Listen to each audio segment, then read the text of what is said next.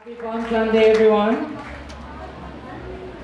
Palm meaning palm branches, hindi po palad, no? Baka akala natin araw ng mga palad ngayon, no?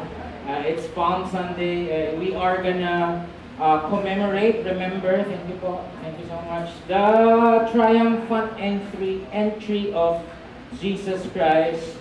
And as we celebrate the whole week, ng Holy Week, no? Today is Palm Sunday, then tomorrow it's gonna be Monday, and then we have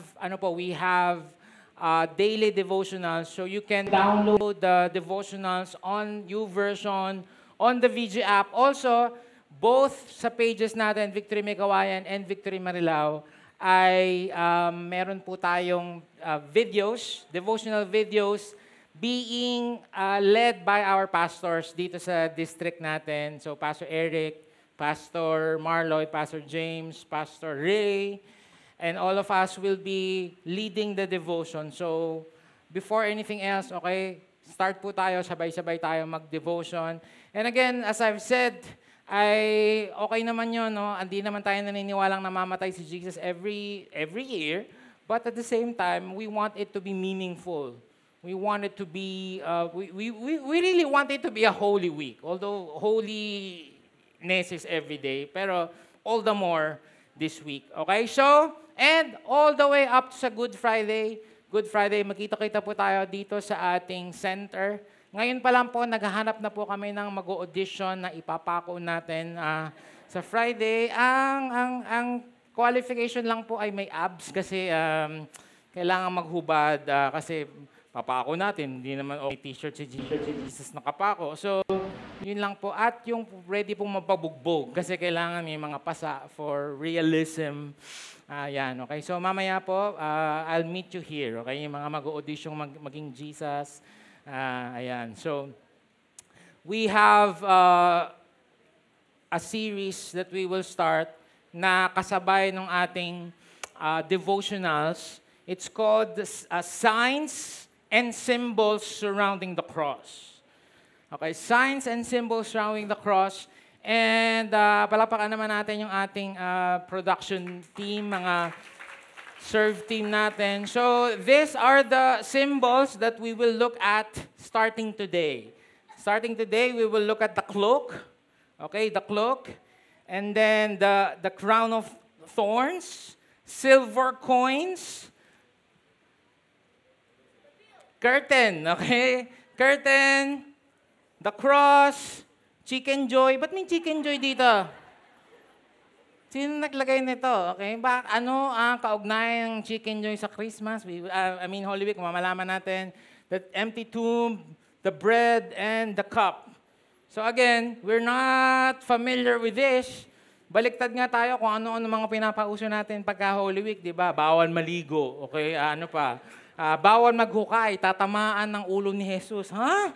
Bakit nasa backyard ninyo yung ulo ni Jesus? So, hindi po yan totoo. Lahat po yan ay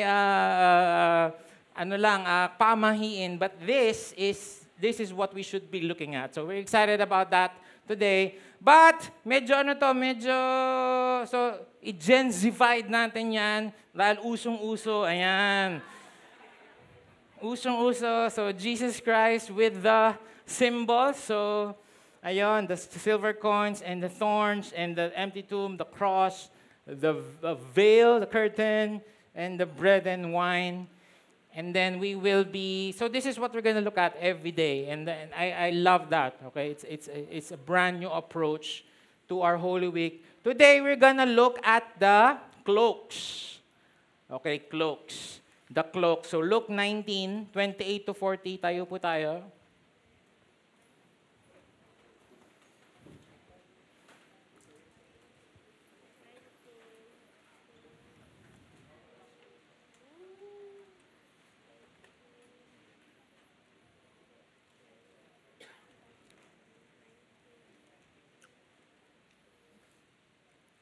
As always, sabay-sabay po nating basahin ng malakas. 3, 2, 1, go. And when he had said these things, he went on ahead, going up to Jerusalem.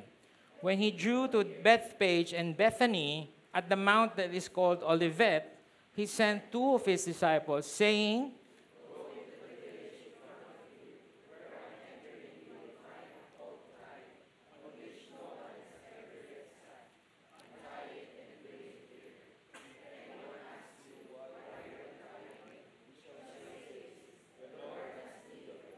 So those who were sent went away and found it just as he has told them.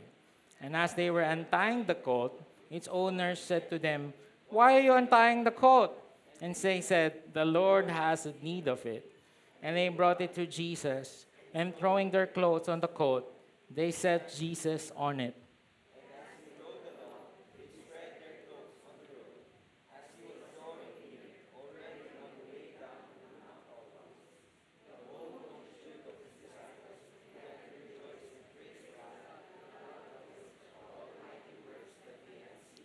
Saying, Blessed is the King who comes in the name of the Lord.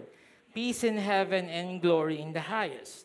And some of the Pharisees in the crowd said to him, Teacher, rebuke your disciples. He answers, Tell, if this were silent, the very stones would cry out. God bless the reading of His word. Lord, as we start this Holy Week, Lord, may we understand, may we mirror ourselves sa mga tao na nag-receive sa'yo when you enter Jerusalem. How are they seeing you?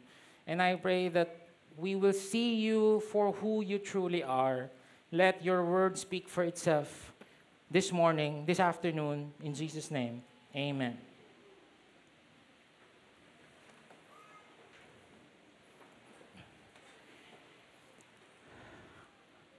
Isang mainit na pagbati po sa ating lahat. And mainit po talaga kahit saan, kahit sa SM mainit. So, di bale mas mainit sa impyerno. So, okay na din yun, nandito tayo mainitan. This very famous story is of course known.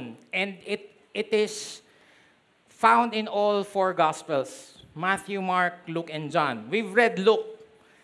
Pero ang malaking kaibahan, right, is that Matthew, Mark, and John had similar stories. Yung pinili natin na tingnan ngayon, amazing, and that's why we're focusing on the cloaks, right? Because Luke did not mention Hosanna. He did not mention Hosanna. He did not mention the palm branches. Right? So, pwede bang pakitabi na tong mga palm branches na to?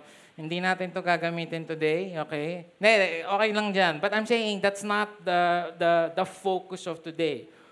And Luke focused on things that Matthew, Mark, and John did not. So, proper hermeneutics, let's be faithful to the text. Dahil ito yung intention ni Dr. Luke, ito yung ituro natin today. Alright, so again, yes, the palm branches still happened, but all the more, the cloaks. Ano ba yung cloak? We will see that later. Sabi doon, and they brought it to Jesus, and throwing their cloaks on the colt, they set Jesus on it. And as he rode along, they spread their cloaks on the road. When Jesus entered Jerusalem, famous na siya.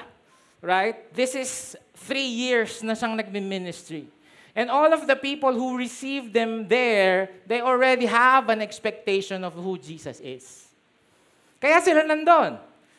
Iba-ibang tao, I'm sure, iba-ibang tao, iba't ibang klaseng expectation. And like what I've said in the prayer, i-mirror natin yung sarili natin sa kanila. Ikaw, as Jesus entered your life, who is Jesus to you? How do you see Jesus? Because kung ano yung sagot mo sa tanong na yan is very important. And I don't want to get ahead of myself. It looks like mali ang expectation ng mga tao ng pag-receive sa Kanya. Mali yung mga these people who waved the palm branches and who even gave their cloak to Jesus. It's wrong. That's why, iba rin yung tingin nila kung sino ba talaga si Jesus. Sino ba si Jesus sa'yo? Is He someone lang that will solve your problems? Okay, may utang ako, babayaran ni Jesus. Ginawa mo pang tagabayad si Jesus ng utang. Okay? May business ako, tutulungan ako ni Jesus para palaguin yung business. Okay? Is He here just to save you from hell? Diba? Parang minsan gano'n na lang kasi lagi. Accept mo si Jesus, kundi mapupunta kang impyerno. Lagi na lang gano'n.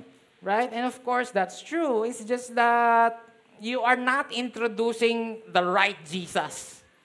Yes, He's a Savior, but He's much more than that. Is He just gonna bless me with all I need? Mga kailangan ko, provision ko, kaya ako nandito kasi mag-e-exam ako and kailangan kong pagpalain si Lord. And the whole Holy Week, sometimes we see it like that. Diba? Once a year, nagiging mabait yung mga tao. Once a year, ngayon lang sila bumabawi kay Lord. Magpapapako sa krus and all. And then, the rest of the year, bahala ulit ako sa buhay ko. Why? Because mali ang expectation nila kung sino si Jesus. So, as we read Dr. Luke's account, we will see kung ano ba ang intention niyang pagpapakilala ni Jesus sa atin. Number 1, Jesus is the humble King. He is the humble King. And when He had said these things, He went on ahead, going up to Jerusalem. This is the climax. Okay, climax na to ng kanyang ministry. And of course, He knows that. Bakit ba siya pupunta ng Jerusalem? Si Jesus ay hindi naman taga-city. So, imagine nyo, nasa BGC, nasa Makati, tapos si Jesus, Galilean, Bulakenyo. So, He's been doing His ministry mostly here in the province. And then ngayon, may alam niya that it's gonna be the final week of His life. Papuntang Jerusalem. And also, that week is the week of Pesach or Passover. Okay, parang sa Pilato. Anong kaya? Malapit na. Yan, may Pilato fever pa kasi ako. Nakakahilo pa lang ginagawa nila. Okay? Excited yung mga Jews dyan. Excited yung Passover. Excited silang dumating yung Passover na yan. And, syempre, sinakto ni Jesus, and again, that's for another story, sinakto niya na week of Passover, and then the day of the Passover, right? Na sinasacrifice yung Lamb of God is actually the day that He's gonna be crucified. Again, for another story. So, kaya maraming tao. Yun lang yung point ko. Maraming tao sa Jerusalem nung time na yan because all of the people na galing sa mga iba't ibang lugar ay pupunta ng Jerusalem to celebrate Passover. When He drew near to Bethpage and Bethany at the mount that is called Olivet, He sent 2 of the disciples. Here in verse 29, Jesus is actually fulfilling messianic prophecy. Kasi sinabi sa Zechariah 14 verse 4, on that day, His feet shall stand on the Mount of Olives that lies before Jerusalem on the east and the Mount of Olives.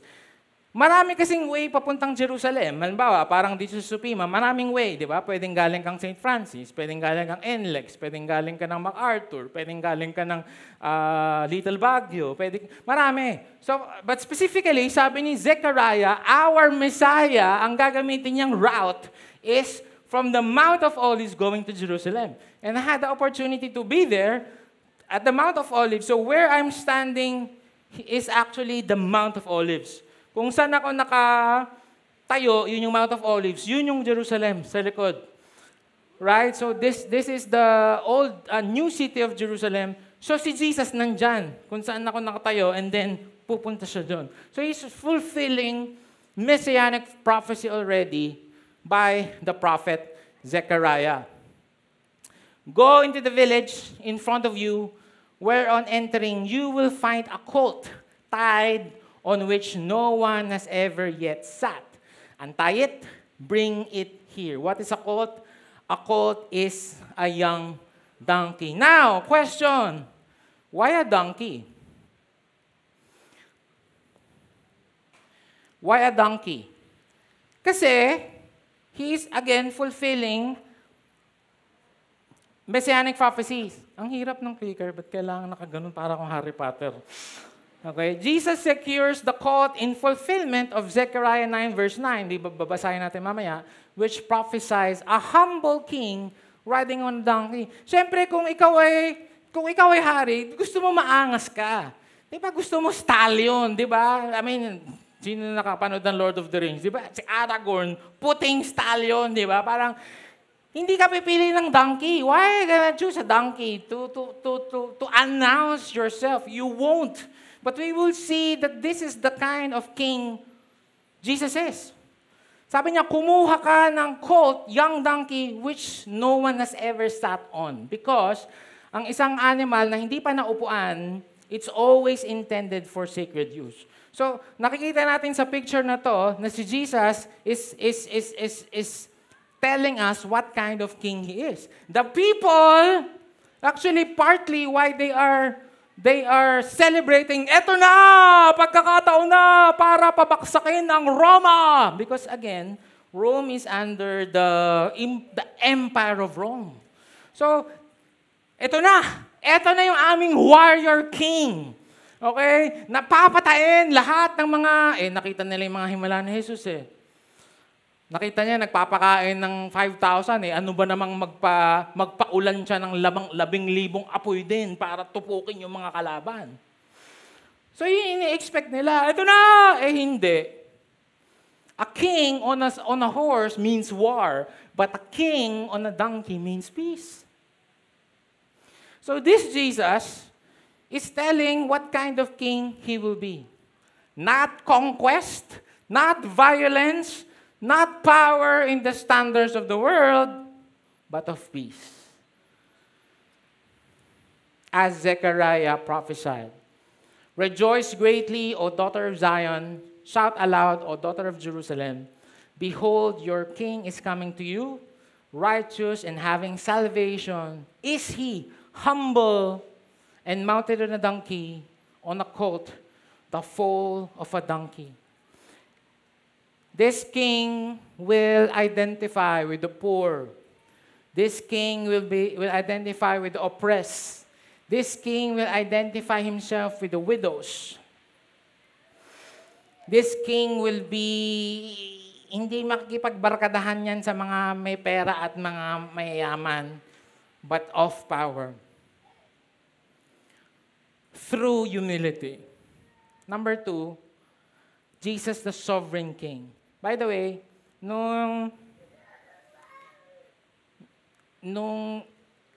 inexegete ko to, ano kasi yan sa mga L113 students, alam nyo to, di ba? May hermeneutics. Hermeneutics data lang yon. At pag binaksak ko lang sa inyo ng data lang, mabobore kayo kasi wala siyang story. So, I was looking for a theme. Sige, ganito na lang. Jesus is the king. So, nag-iisip ako ng mga words na babagay. Isa kong naisip, Jesus is the coming king. Okay? Meron sanang isa pa, conquering king. Kaso lang parang, hindi ata okay. Baka maalala nyo, conquering king. Di ba parang, conquering king. Pag uwi nyo, yun yung maalala nyo habang kumakain kayo, conquering king. So, wag na lang. Jesus the sovereign king na lang. Alam mo sabihin ng sovereign? Sovereign means that he has, he's the supreme ruler. Sabihin nyo nga, ruler. Sabihin nyo nga, authority. Siya yung supreme ruler, ultimate authority, and he has absolute control. Sabihin nyo nga, control. Okay? Ano ibig sabihin ko nun? Tingnan nyo di ba inutusan niya yung dalawa? Sabi niya, if anyone asks you, why are you untying it? Kunin daw yung colt, meron daw village. Parang, dito, punta ka nga dyan sa Barangay Ligas. Punta ka dyan, meron dyang donkey. Okay? Paki-antay, tas dalhin mo dito. I mean, kung ikaw yung disciple ni Jesus, hindi ka ba kakabahan, Bakit mo kami pinagnanakaw, Lord? Diba? I mean, Lord, pwede ka naman gumawa ng donkey out. Di ba pwede naman? Pwede naman din siyang magpapunta ng donkey doon. Ginawa nga niyo kay Abraham, umakyat yung ram mag-isa. Right? Pwede rin siyang magpaulan ng donkey. Pero for some reason, hoy, kayong dalawa, punta kayo ng village, kuhanin nyo, hanapin nyo yung donkey na hindi pa nasasakyan, nauupuan, kuhanin nyo. At pag tinanong kung anong reason, ito lang sabihin nyo, the Lord has need of it. The Lord, Kyrios, Master. The Lord needs it. The Kyrios, the supreme authority, the one in control, the supreme ruler needs it. Tingnan nyo honestly, kung ako yun, baka hindi ko kayang sabihin na yun lang. The Lord needs it. Baka mag-explain pa ako. Kasi ganito, may sabi ng boss namin, si Jesus, alam mo yun? Kilala mo naman siguro yun, di ba? Yung nagpapagaling, di ba? Kilala mo yun. Hinihingi niya to. Baka sasakyan niya. Sige na, boss, bigay mo na. Baka ganun. Kasi parang hindi enough yung the Lord needs it eh. Parang hindi siya enough. Parang logically speaking and in a world where paki-explain. Kailangan pa napakadami ng explanation. Sabi lang ni Jesus, eto lang sabihin mo. The Lord needs it. And how did the owner respond?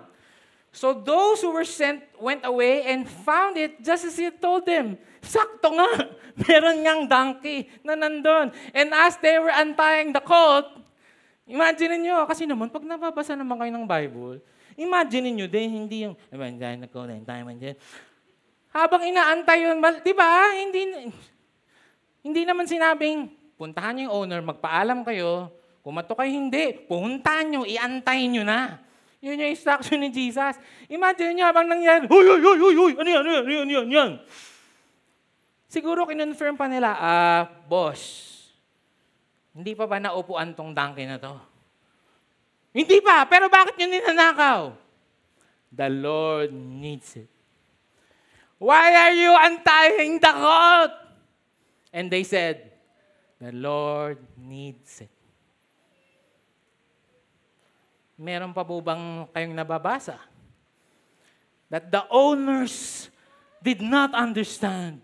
And the owner asked many more questions. And the owner said, pay me or else. No. Because, look at this. Sovereign, supreme ruler, in control of our lives. Kyrios, master. It should be enough. The words of the supreme ruler should be enough. Tinawag mo pang Lord. Hindi mo naman pala gagawin yung sinasabi niya. Yun nga sinabi niya eh. Why do you call me Lord, Lord? You do not do what I say. So please lang, tayong lahat, baka ibahin na lang natin yung, di ba, yun naman yung ating default eh. Lord, salamat po. Wag na lang natin siyang tawaging Lord. Jesus na lang, Jesus. No more questions. In fact, mamaya susubukan ko, Mark, sa SM, di ba may mga kotse doon sa gitna? Subukan ko lang, no? Sasakyan ko, papaandarin ko, uy, boss! Saan mo dadalhin? The Lord needs it. Malay niyo pumayag, di ba? Meron tayong libreng kotse. Okay? Or, dalawin niyo ako bukas sa bilangguan. Dalawa lang yan. Okay, real talk tayo. Okay. Sino dito, si Jesus yung Lord mo? Taas kamay. Lord, pakipicturean nga po yung di mga nagtaas ng kamay. Ulit, eto. Si Jesus yung Lord mo, taas kamay. Okay, alam niyo yung sabihin ng Lord, di ba? Kyrios, Master. Meron bang hihingin sa'yo si Jesus na it's too hard to give? Paano pag sinabi niyang, the Lord needs your time? Alam ko sobrang init ngayon, anak, but I need you then. Are you gonna give it? Or makikipag-discussion ka, Lord, 52 weeks naman yan, pwede naman siguro umabsent. Wag mo na siya tawagin, Lord. Yun nga sabi niya, di ba? Wala na explanation, di ba? The Lord needs it, binigay na ng owner. Sabi ni Lord, kailangan ko pera mo, anak. Alam ko, pinag-ipunan mo yan, but I want you to bless this person. The Lord needs it. Naku Lord, di naman dapat i-bless yan. Ako naman. Huwag mo na siyang tawagin, Lord. Master nga yung sabihin nun eh. Lord, anak, kailangan ko yung profession mo. Alam ko may bayad yung pagde-design sa'yo. Magaling kang architect. Parang yung friend natin dito, si Kenneth. Pero bigay mo, libre. The Lord needs it. Meron tayong doktora, si Doc Izel, na, ay grabe, napakabait niyang tao yan. Tsaka si Mick, si Mike, sino si Mick? Mick. Si Mick, yung ginagawa naming shabu dati. Yan, namimiss ko yan eh. Anak, alam ko, doktora ka, at kung sisingilin mo lahat ng nag-chat sa'yo, nagtatanong, ay mayaman ka na siguro, but the Lord needs your profession. Eto pa, yung mga anak natin na parang inaasahan natin na mag-aahon sa atin sa kahirapan. Kung sabihin ni Lord, Eman, si Aslan, magpapastor yan. I need it. Pahirap ng pahirap, di ba? Para, ito pa. Anak, willing ka bang mamatay para sa akin? Opo, hindi. I mean talaga mamamatay ka ngayon. Because your death will be an inspiration to so many people. Naalala ko to nung nag-anniversary kasi yung death ni Pastor Ferdy eh.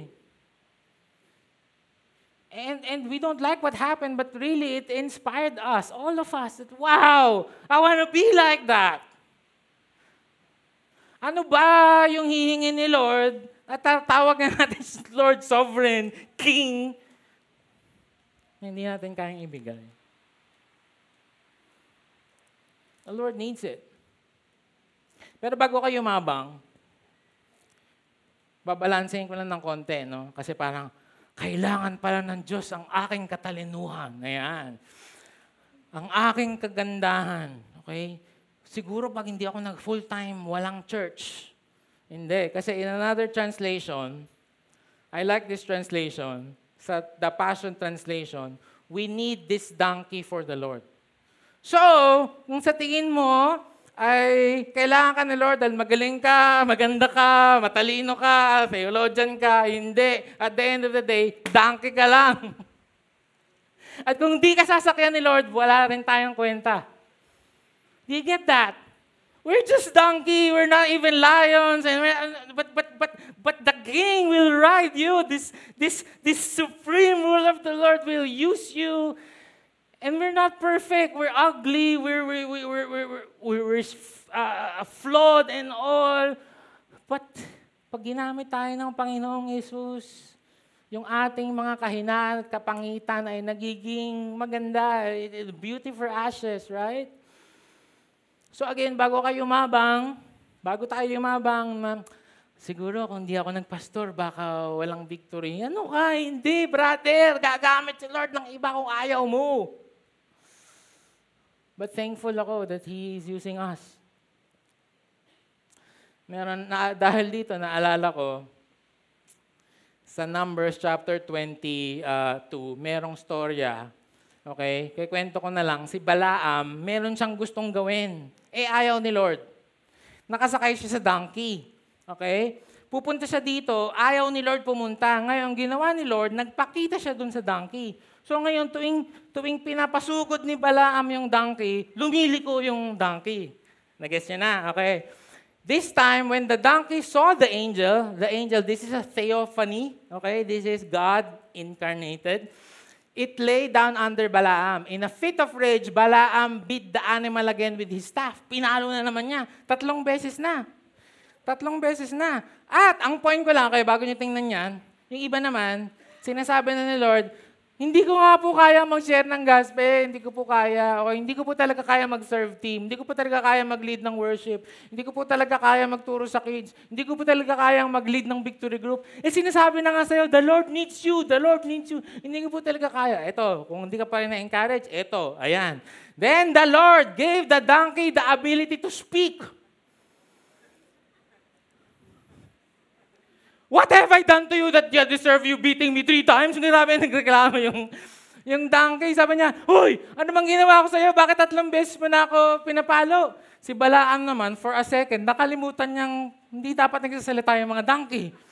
Nakipagdiskusyon. Sabi niya, you have made me look like a fool eh. If I had a sword with me, I would kill you. Sabi niya, mukha na akong tanga. Sabi ko, dumiretso tayo, ligo ka ng ligo.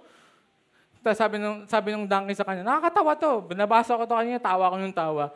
But I am the same donkey you have ridden all your life. Donkey answered, have I ever done anything like this before? Sabi niya, bossing naman! Ilang taon na ba tayo magkakasama? Kailan ko ba ginawa sa iyo na pupunta tayo dito, lumiligo ako? Hindi pa ba ginagawa? Di ba? Nakakatawa, nagdiskusyonan sila. Okay? Parang sinasabi niya, hindi kasi ako yun. And then the Lord opened Balaam's eyes, and he saw the angel of the Lord standing in the roadway with a drawn sword in his hands. Balaam bowed his head and fell face down on the ground before him. Why did you beat your donkey 3 times? Look, I have come to block your way because you are stubbornly resisting me. 3 times the donkey saw me and shielded you away. Otherwise, I would certainly have killed you by now and spared the donkey. Sabi niya, buti pa yung donkey mo sumusunod sa akin. Kung hindi ka nakinig, ako napapatay sa'yo. Sabi ni Lord. Kaya alam natin na si God talaga yan. Pagka the angel of the Lord is a theophany. What's my point? Guys, yung donkey nga, ginagamit ni Lord para magsalita eh. So if God can use a donkey, He can use you. Tingnan mo yung katabi mo. Tingnan mo, mukhang donkey yan. Tingnan mo yung uso. Tingnan mo. The Lord needs it. The Lord needs it. Gusto niyo pa ba na yung mga donkey na lang mag-preach ng gospel? Kasi ginagawa ni Lord. Pag hindi pa tayo nakinig sa mga pinapagawa ni Lord, isang umaga maririnig mo na yung dating, John 3:16, ganun na. For God to love the world. Kasi ayaw natin eh.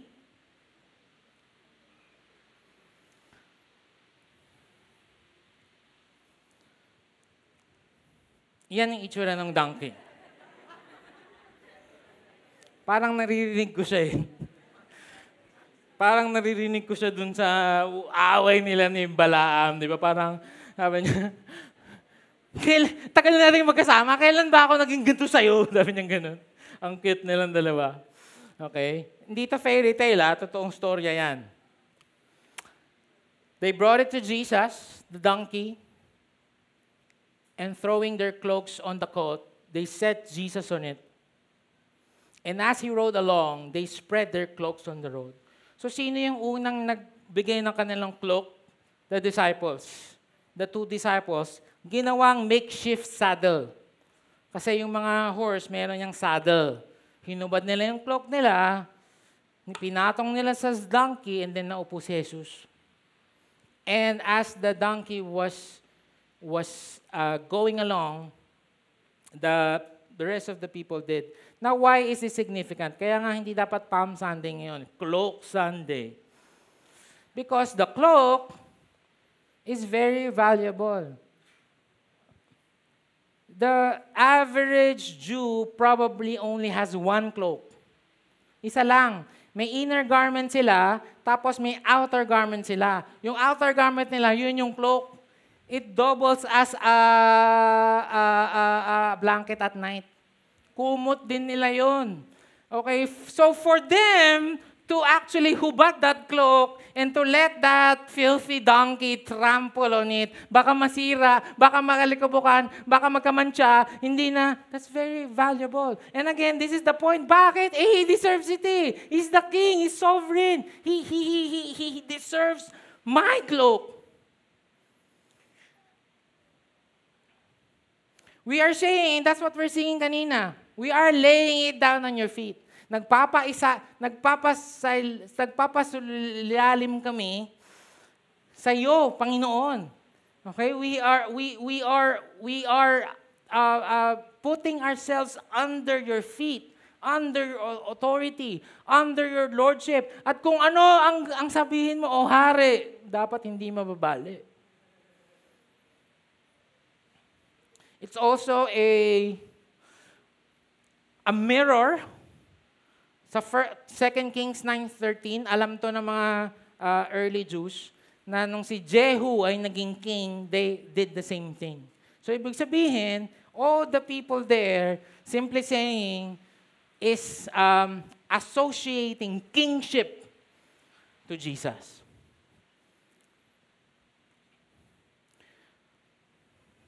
And saying, you're not just a son of the carpenter, you are the king. Now, as he was drawing near, already on the way down to the Mount of Olives, the whole multitude of his disciples began to rejoice and praise God with a loud voice for all the mighty works that they had seen, saying, Blessed is the King who comes in the name of the Lord, peace in heaven and glory in the highest. This is actually from Psalm 118 verse 26. It's a messianic psalm. So again, they know their Torah, they know their Tanakh, they know the writings of Psalms, and associated that this Jesus is the Messiah. Now, ito na yung sharp turn. It's good, it's great so far. Okay, ang ganda so far. But again, babalikan natin yung tanong natin, how do we see Jesus? Kasi, maaring nandito ka at nag-worship ka, at nagtataas ka ng kamay, at nag-wave ka ng palm branches, maaring nilay down mo rin yung iyong cloak. But do you really know who Jesus is? Because, eto na, Jesus confronts us. There are times, or there will be times in our lives, where we need to make a stand. We need to make a decision. Kasi ang sarap mag-worship kay Lord, and everything's great, but there will come a time that Jesus Himself will confront you. That Jesus Himself will ask you the hard question. Ano nangyari after? Some of the Pharisees in the crowd said to Him, Teacher, rebuke your disciples. Teacher is a respectful term, but so far from what the people are saying. Because the people are praising Jesus. The people are saying, Hosanna, Son of David. Meaning, siya yung Messiah. Siya yung Son of God. Siya yung promised Savior. Okay? Sabi ng mga Pharisee, Teacher, Rabbi, patigilin mo yung mga tao kasi pinupuri ka nila, wino-worship ka nila, hindi ka naman nila dapat i-worship. Di ba? Patigilin mo sila. Hindi ka nila dapat nila wino-worship.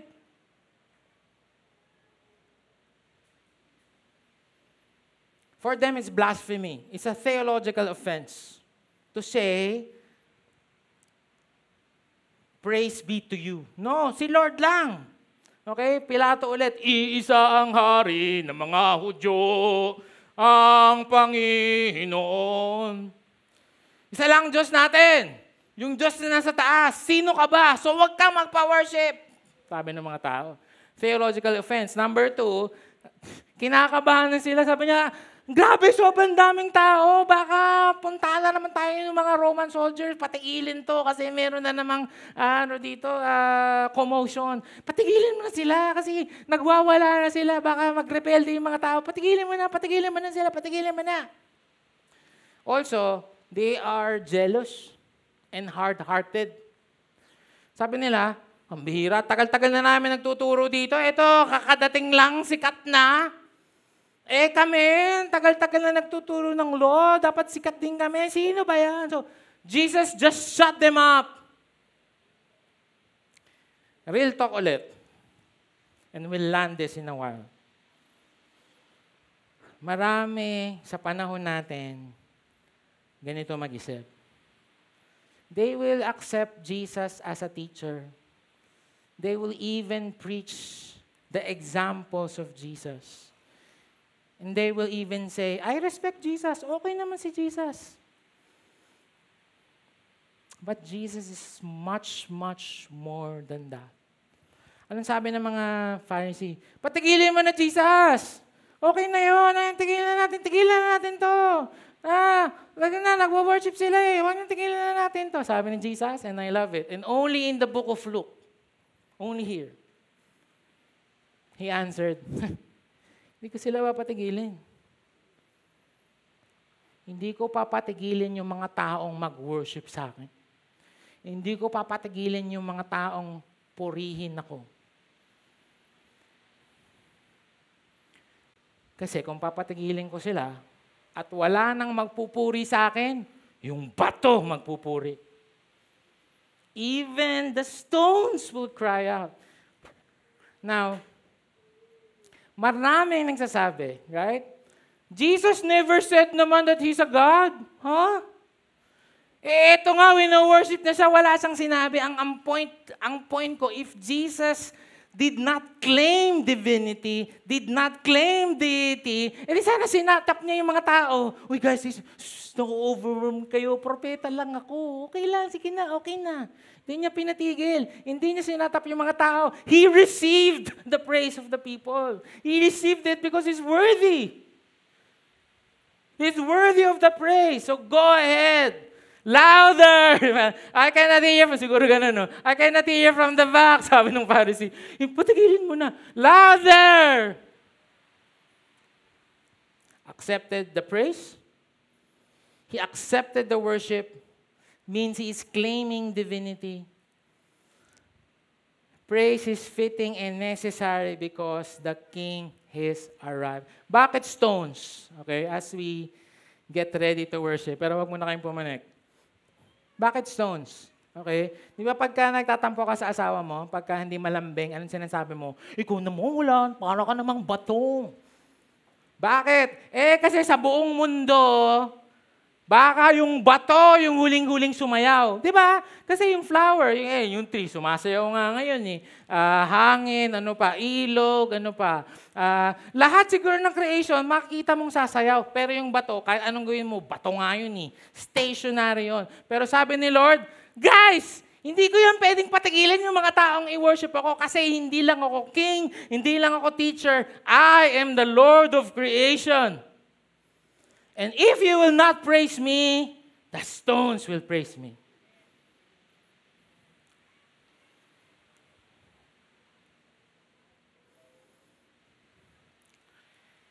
Kanina donkey, ngayon naman bato. Kung hindi natin makikilala si Jesus, kung sino talaga siya,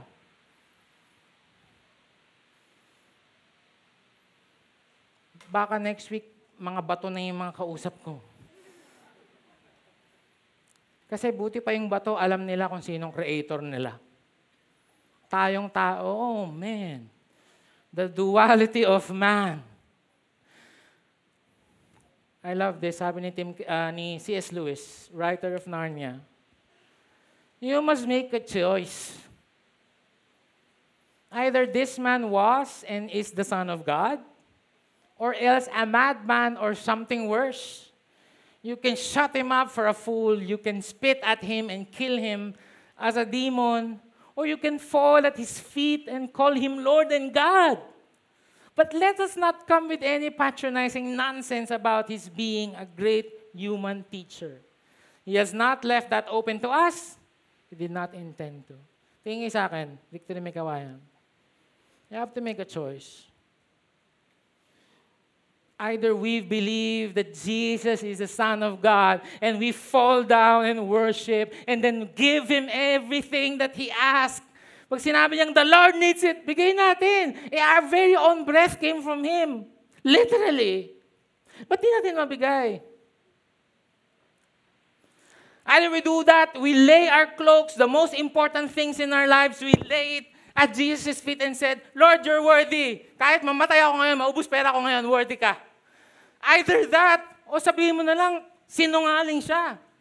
Sabihin mo na lang na siraulo siya. Sabihin mo na lang na walang Diyos. Hindi pwede na sa gitna. Hindi pwede. Yung sinasabi ni C.S. Lewis, yung sinasabi ko, we cannot go to church and not see Him and not receive Him as Lord and Savior and Sovereign. Hindi pwedeng, okay, attend ako pero Victory Group, hindi siguro. Tithes, hindi siguro. Iwanan ko yung mga kasalanan ko, hindi siguro, hindi pwede, brother. Kasi, pag ginawa natin yan, we will be the crowd. We will just be like the crowd who did not see Jesus for who really is. Di ba? Nagkagan sila, palm branches, okay? Pero ito pala yung totoo. Wino-worship ba nila si Jesus for who He is? Wino-worship ba nila si Jesus because of they believe that He is the Son of God? No. They are there because they have seen the mighty works that they had seen. Hype lang pala, pre. Hype. Hype. Uy, yan na ba yung Jesus? O, di ba yung nagpakain ng 5,000? Tara, punta tayo. Ay, yan ba yung Jesus? Ay, di ba yan yung nag-resurrect kay Lazarus? Tara, punta tayo. O, Tapos, when push comes to shove, when Jesus is already asking something of them, the same Jesus, the same crowd who waved these palm branches is the same Jesus that said, ipako niyan sa krus. Grabe, no? Grabe yung duality ng man. Grabe talaga yung parang, oh man. The same people who said, Hosanna, is the same people who said, free Barabbas! Crucify him! Because they don't know who Jesus is. Eh. So as we worship today, we must make a choice. Talaga. Dalawa lang naman eh. Accept Jesus as Lord, Master, 100%. Lord, ano pa ba yung mahihirap sa buhay ko na hindi ko nabibigay sa'yo? Yung galit ko, yung unforgiveness, yung oras ko, yung pera ko, yung comfort ko. Ano ba, Lord? Kung naniniwala tayo kay Lord, ibigay mo. But we cannot be just a crowd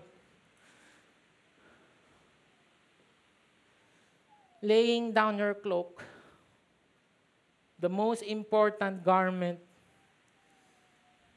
sa kanila, saying, di bali nang mamatay ako sa ginaw, mamayang gabi, kasi alam ko you deserve the worship. Di bali nang magkabutas-butas yan, hindi ko alam kung magkakaroon pa ako, pero i-worship kita.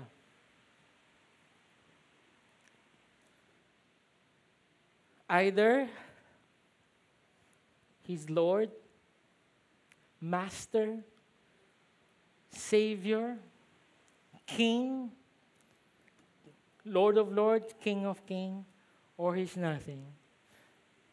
I pray that you will make the choice today.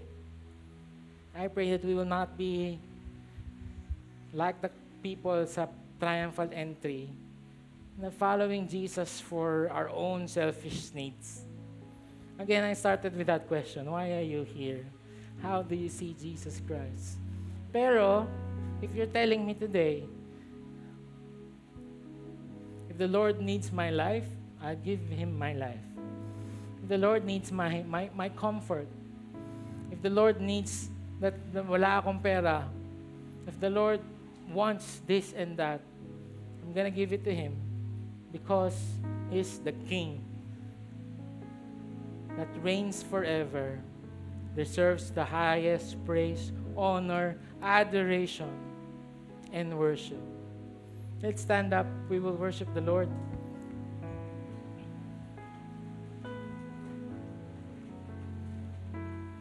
God, thank you for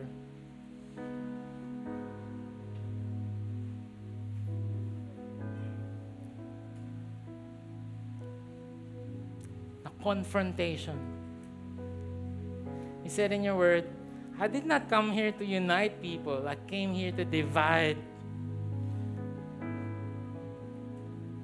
Kasi faced with the cross, malalaman talaga natin kung sino yung sheep, sino yung goat. Faced with the cross, we will know who's really a follower and not just a fan. But if you're here today, you're saying, Lord, I acknowledge you as my Lord, my Savior, my King, and you deserve all praise and honor. Pwede bang taas mo yung kamay mo as we start worshiping the Lord? Lord, help us to become worthy servants, ready to hear you, Lord. Pag sinabi mong, the Lord needs it, okay? To lay down our cloaks for you. And we want to worship you, God, because you deserve all our praises, God. Thank you.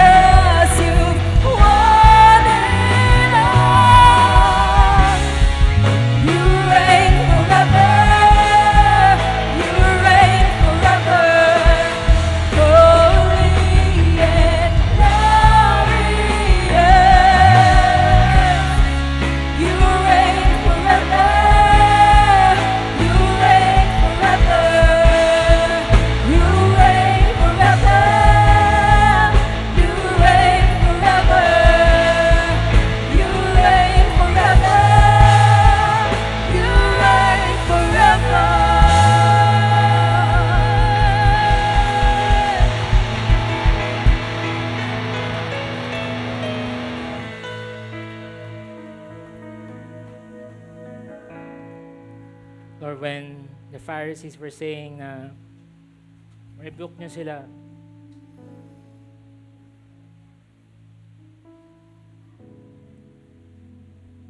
you were so strong, you were so bold in saying, I won't, because I deserve worthy of that praise. This is the God that we're worshiping. Hindi niya sinasabi na, sige, worship niyo ako, pero kung hindi niyo feel, pwede rin hindi. Hindi ganun. Again, either we go full 100% or zero at all. You know this. One-to-one booklet. If the Lord is not the Lord of all, He is not the Lord at all. So Lord, ano ba yung mga bagay sa buhay namin na hinihingi mo as part of being the Lord, the Master of our lives?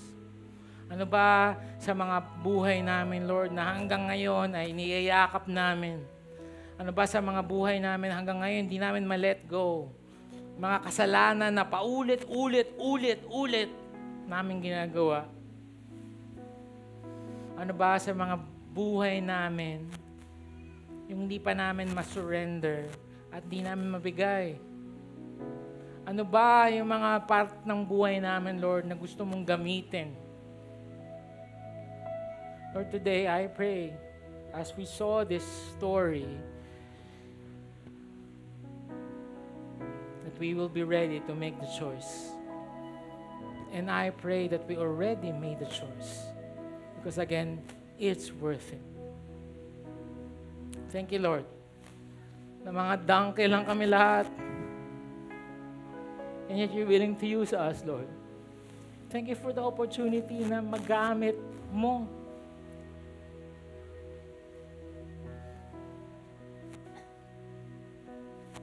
We're insignificant, Lord. Yung mga nabibigay po namin sa'yo, simpleng pagkanta, pagtuturo sa kids, pag-lead ng victory group. It's insignificant. It's small. In fact, the Bible even says it's just garbage in front of you.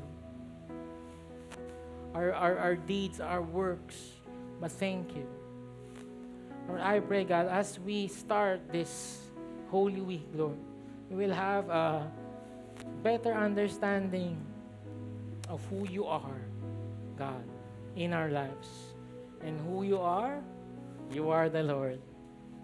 Hindi pa kami papayag. Gamitin mo pa yung mga bato para i-worship ka. I pray that every single of our days, Lord, every morning, our goal is to make you happy, Lord. I pray, pagising pa namin sa umaga, Lord, yun na yung tinatanong namin, King, how can I serve you today? How can I praise you today?